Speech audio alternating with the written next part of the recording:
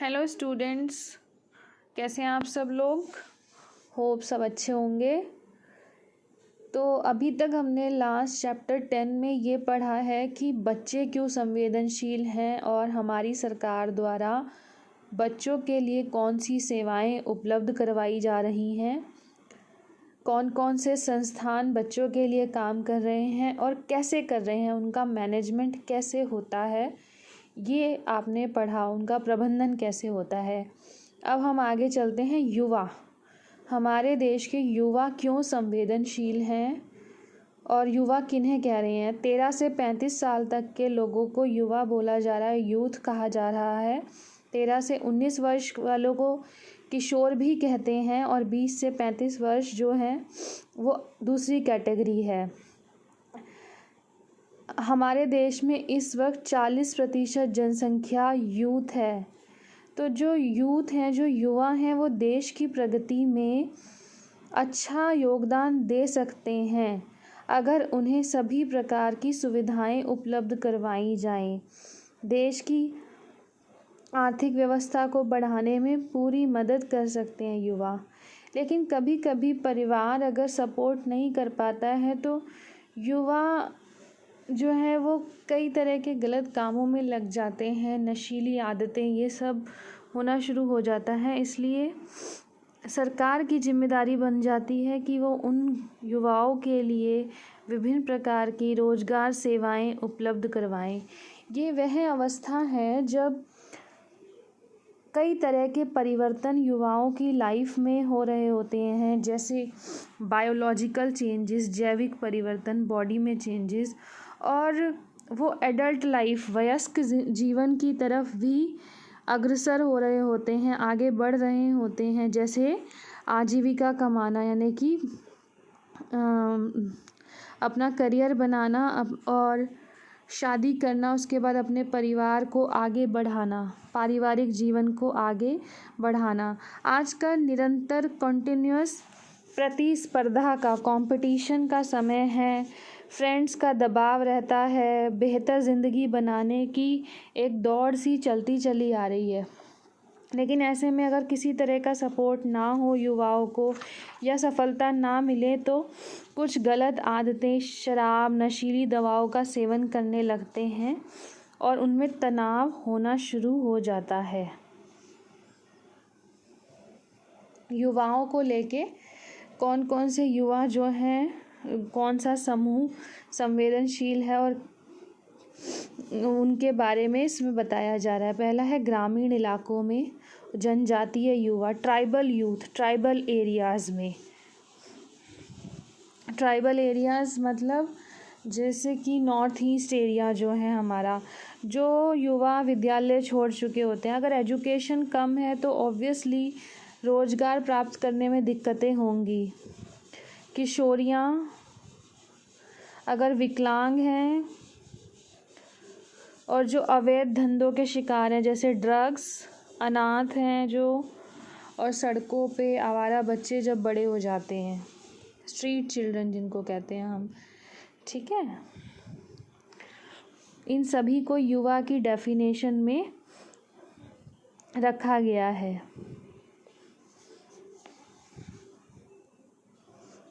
सामाजिक रूप से उपयोगी, आर्थिक रूप से उत्पादक होने के लिए युवाओं को उचित शिक्षा, प्रशिक्षण, लाभदायक रोजगार और व्यक्ति विकास की तरक्की के लिए उचित अवसरों की आवश्यकता होती है। आश्रय की भी ज़रूरत होती है, साफ़ सुथरी जगह की ज़रूरत होती है। इन सभी मूलभूत आवश्यकताओं को पूरा कराना सरकार की जिम्मेदारी हो जाता है। इसके साथ ही शारीरिक शिक्षा, खेलों, मनोरंजन, इस तरह के अवसर भी युवाओं को प्रदान कराए जाने चाहिए।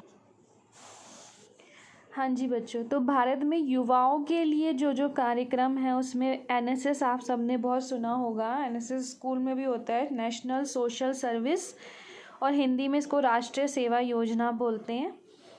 इसमें सोशल वेलफेयर के लिए, सामाजिक कल्याण के जितने भी कार्य हैं उसमें युवाओं को बढ़ चढ़ के भाग लेना सिखाया जाता है।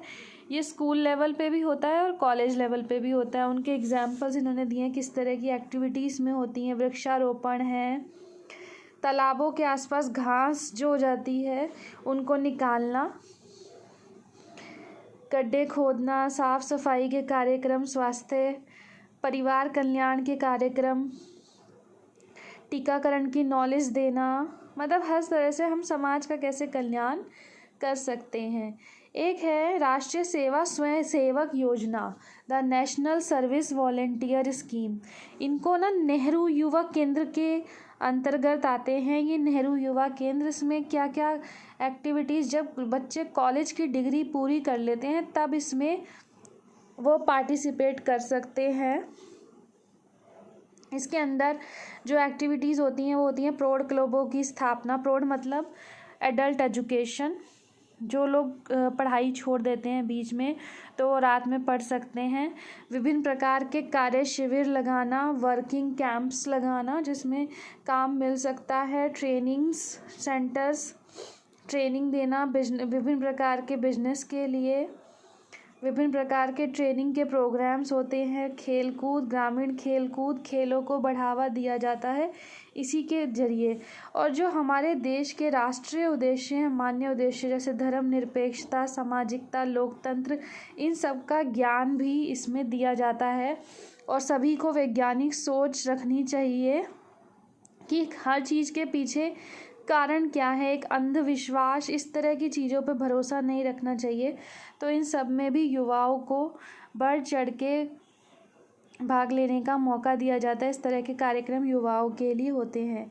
आगे है साहसिक कार्यों का प्रोत्साहन, daring works, promotion of adventurous कार्यक्रम में युवा ही सबसे पहले आगे आते हैं और उनका इंटरेस्ट होता है। तो इसके लिए भी कई तरह की योजनाएं, युवा क्लब और स्वयंसेवी संगठन जो हैं वो कई तरह की स्कीम्स चलाते हैं, जैसे ट्रैकिंग करना, माउंटेनियरिंग करना, बोटिंग, डेजर्ट्स पे जाना, राफ्टिंग करना, तैरना, साइकिलिंग करना।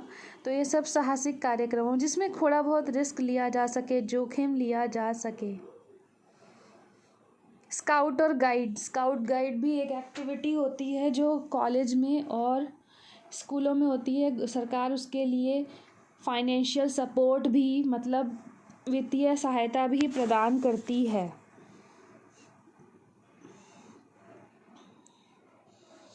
इसका मेजरली स्काउट एंड गाइड्स का जो उद्देश्य वो ये है, वो आप ध्यान रखेंगे। इसका उद्देश्य लड़के और लड़कियों में निष्ठा, देशभक्ति की भावना होनी चाहिए और दूसरों के प्रति विचारशील होने की भावना को बढ़ावा देना चाहिए कि दूसरे के शूज़ में अपने आप को रख के देखें, उनकी क्या ज़रूरतें हैं, उनको कैसे हम मदद कर सकते हैं। राष्ट्रमंडल युवा कार्यक्रम, ये भी युवाओं के लिए है। हमारे देश में अब कॉमनवेल्थ यूथ प्रोग्राम, जो गेम्स होती हैं कॉमनवेल्थ गेम्स, उसका आयोजन होने लगा है। तो इसको लेके भी ट्रेनिंग का कार्यक्रम, अध्ययन, इसकी स्टडी कर सकते हैं युवा। तो ऐसे कार्यक्रम एशिया में, भारत में जाम्बिया और गुआना, इन 3 कंट्रीज़ में शुरू हो गए हैं। उनके केंद्र बना दिए गए हैं, सेंटर्स बना दिए गए हैं। इंडिया में इसका सेंटर चंडीगढ़ में है। आगे है बच्चों, राष्ट्रीय एकता को प्रोत्साहन देना। ये भी सरकार और बहुत सी स्वयंसेवी संस्थाएं होती हैं, NGOs, जो सरकार की मदद से नहीं, अपने आप अपने इच्छा अनुसार कार्य करती हैं। उसमें भी युवाओं की भागीदारी होती है। इसमें मेजरली ये होता है कि युवाओं की मदद से युवाओं को इसमें भागीदार बना के देश की धरोहर, ऐतिहासिक चीज़ों को नष्ट ना किया जा सके। उनके और पुराने जो परिवेश है, विभिन्न क्षेत्र परिवेशों, उसमें जो कठिनाइयाँ आ रही हैं उसको सस्टेन करने के लिए, उसे बनाए रखने के लिए, पुराने रीति रिवाजों को, उसमें भी उनका बहुत ही ज़्यादा योगदान रहता है। ठीक है।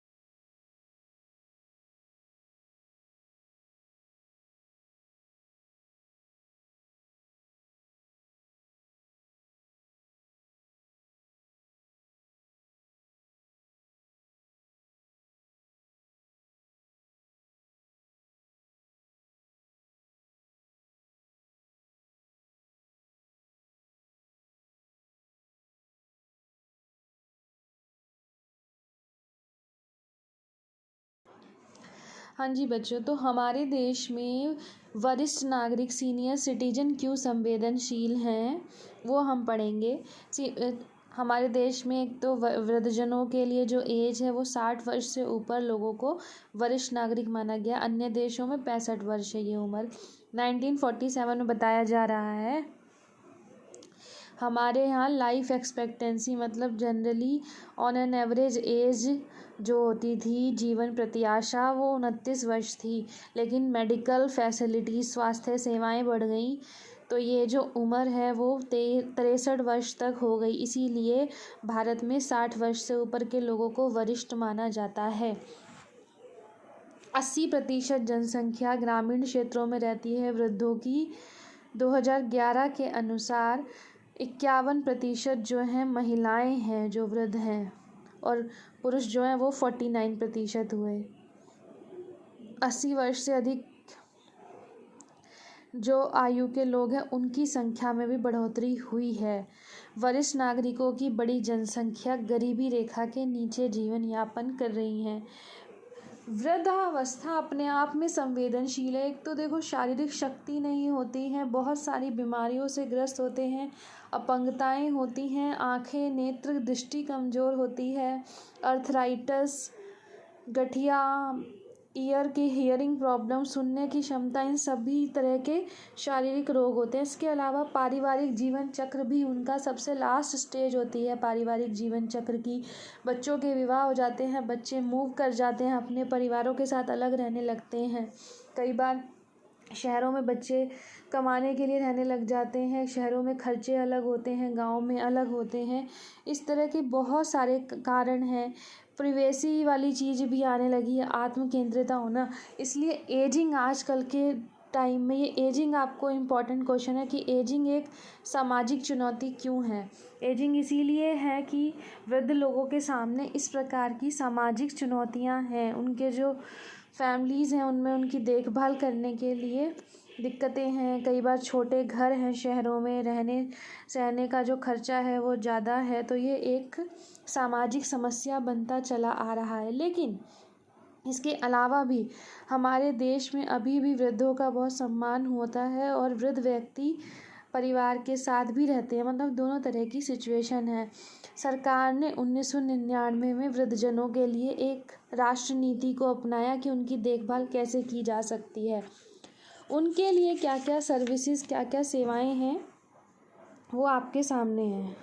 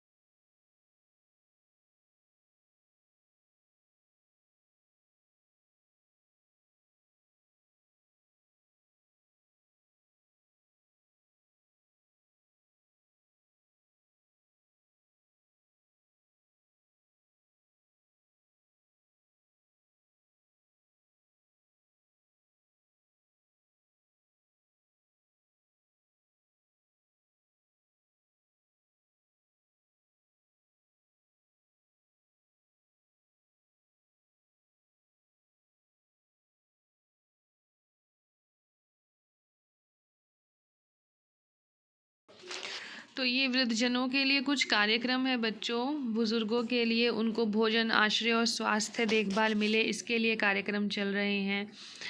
बच्चों और वृद्धजनों में अंतरपीढ़ीय संबंध अच्छे हों, उसके लिए कार्यक्रम चल रहे हैं।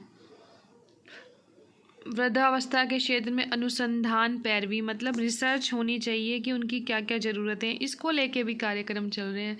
निरंतर रिसर्च चलती रहती है। गंभीर रूप से जिनको बीमारी है तो नर्सिंग देखभाल की आवश्यकता, इस तरह के कार्यक्रम भी चल रहे हैं। बहु सेवा केंद्र, शिक्षा, मनोरंजन, एडल्ट एजुकेशन जिसको बोलते हैं, ठीक है, वो सब इसमें आ जाएगा। तो विभिन्न प्रकार के कार्यक्रम वृद्धों के लिए चल रहे हैं। अब है जीविका के लिए तैयारी करना।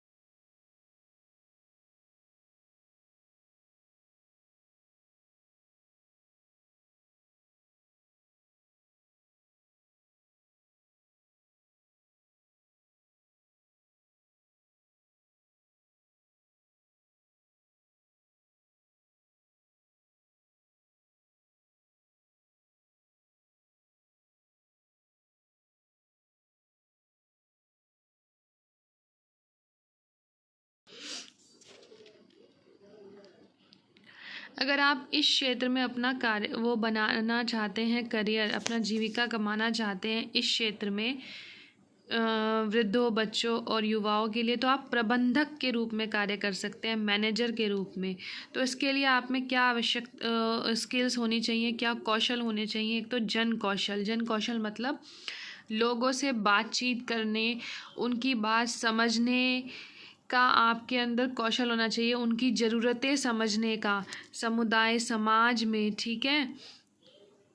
इसके अलावा दूसरा है प्रशासनिक कौशल, एडमिनिस्ट्रेटिव स्किल्स आपको आनी चाहिए कि कोई भी संस्थान है, कोई भी संस्था है, वो कैसे चलानी है, वहाँ पे कैसे रिकॉर्ड रखे जाएंगे, ज़रूरत का सामान कैसे ख़रीदा जाएगा, वित्तीय हिसाब किताब रखना है, अकाउंटेंसी, जगह कोई किराए पे देनी है, वृद्धाश्रम बनाना है, बालाश्रम बनाना है, उन सब के लिए आपको सारे नियम और पहलू पता होने चाहिए। इसके लिए आप क्या कोर्स कर सकते हैं? ग्रेजुएशन के बाद आप ये कोर्स कर सकते हैं।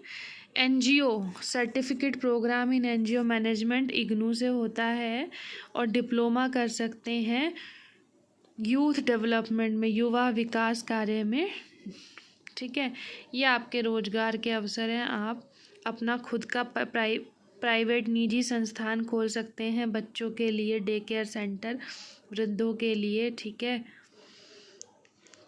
आप प्रबंधक के रूप में काम कर सकते हैं। ठीक है,